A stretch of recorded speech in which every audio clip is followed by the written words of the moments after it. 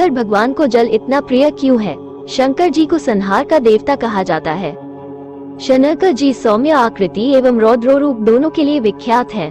इन्हें अन्य देवों से बढ़कर माना जाने के कारण महादेव कहा जाता है। सृष्टि की उत्पत्ति, स्थिति एवं संहार के अधिपति शिव हैं। त्रिदेवों में भगवान शिव संहार के देवता माने गए हैं। शिव अनादि तथा सृष्टि प्रक्रिया के आदि स्रोत हैं और यह काल महाकाल ही ज्योतिषशास्त्र के आधार हैं। शिव का अर्थ यद्यपि कल्याणकारी माना गया है, लेकिन वे हमेशा लय एवं प्रलय दोनों को अपने अधीन किए हुए हैं। रावण, शनि, कश्यप ऋषि आदि इनके भक्त हुए हैं। शिव सभी को समान दृष्टि से देखते हैं, इसलिए उन्हें महादेव कहा जाता है। शिव के कुछ प्रचलित नाम महाकाल, आदिदेव, किरात, शंकर, चंद्रशेखर, जटाधारी, नागनाथ, मृत्युंजय अर्थात मृत्यु पर विजयी, त्र्यंबक, महेश, विश्वेश, महारुद्र, विषधर, नीलकंठ, महाशिव, उमापति अर्थात पार्वती के पति, काल भैरव, भूतनाथ, त्रिलोचन, तीन नयन वाले, शशिभूषण आदि।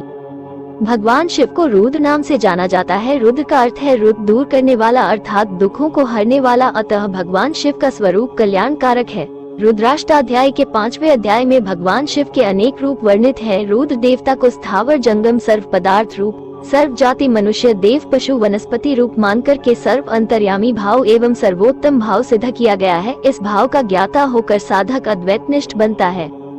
शंकर भगवान को जल प्रिय है। एक लोटा जल से जो प्रसन्न हो जाए वो ईश्वर ही हो सकता है, जो आपके पापों का संपूर्ण नाश कर दे केवल जल अर्पित करने के पश्चात। और ये जल गंगा जल हो तो शिव अधिक प्रसन्न होते हैं। अगर जब आप कभी घूमने जाएं तो प्रयत्न करें कि गंगा नदी का जल आपको मिल जाए, उसे शिवलिंग पर अर्पित करें। शिव को जल, बेलपत्र और दूध अति प्रिय है। इसका कारण कालकूट विष को धारण करना रहा। जब समुद्र मंथन हुआ तब उसमें ये विष निकला। ये विष अधिक भयंकर था। सभी देव दानव त्राहिमाम करते हुए शिव की शरण में पहुँचे और उनसे इस पृथ्वी की रक्षा करने का आग्रह किया। तत्पश्चात भगवान आगे आए और उस कालकूट विष को अपने कंठ में धारण किया। चूंकि विष में अधिक तपन थी और भगवान का मस्तिष्क तपने लगा, तब सभी देवता मिलकर इन पर गंगाजल चढ़ाए, दूध चढ़ाए और बेलपत्र भी। इस प्रकार तब से ये वस्तुएं शिव जी को अर्पित की जाती हैं। शिव मंदिर में आप जब प्रवेश करेंगे तब आप ये भी देखेंगे कि शिवलिंग के आसपास का क्षेत्र ठंडा होता है। ये शिव की कृपा है। शिव शीतलता का प्रतीक है। इनके भक्त भी स्वच्छ और शीतल होते हैं। शिव को जल चढ़ाने के लिए रोज स्नान करना होता है, मंदिर जाना होता है। जब लोग ये काम नहीं कर पाते तो वे शिव पर ही प्रश्न उठाने लग जाते हैं। भक्ति की राह सरल नहीं होती, समय देना होता है। जो समय नहीं दे पाते वे धर्म को भी नहीं समझ पाते। सब कुछ इन्हीं से आरंभ होता है और इन्हीं पर उसका अंत हो जाता है। शिवलिंग की पूजा अर्चना आप सभी की या देखी होगी तो आप जानते होंगे कि शिवलिंग पर जल या दूध चढ़ाने की परंपरा है। लेकिन क्या आप जानते हैं कि इसके पीछे क्या कारण है? क्या ये एक मान्यता भर है या इसके पीछे कोई तर्क भी है? आइए जानते हैं शिवलिंग पर जल चढ़ाने के पीछे क्या वैज्ञानिक और अन्य कारण हैं। भौतिक कारण। शिवलिंग पर जल चढ़ाने का एक कारण तो ये बताया जाता है कि इससे वहाँ मौजूद नकारात्मक ऊर्जा नष्ट होती है। जैसा कि कहते हैं कि शिव ने विषपान किया जिससे उनका मस्तक गर्म हो गया, जिसे देवताओं ने उनके सिर पर जल डालकर शीतल किया। यहाँ मस्तक गर्म होने से अभिप्राय नकारात्मक भावों के आपके भीतर उत्पन्न होने से और जल चढ़ाकर शीतल करने से अर्थ है कि उन्हें मन और मस्तिष्क से बहाकर बाहर कर दिया जाए और स्वयं शीतल हो जाए।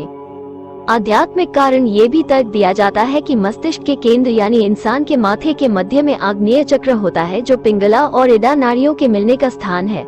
वहाँ से आपकी सोचने समझने की क्षमता संचालित होती है और इसे शिव का स्थान कहते हैं। आप शांत रहे, इसके लिए शिव का मन शीतल रहना आवश्यक है।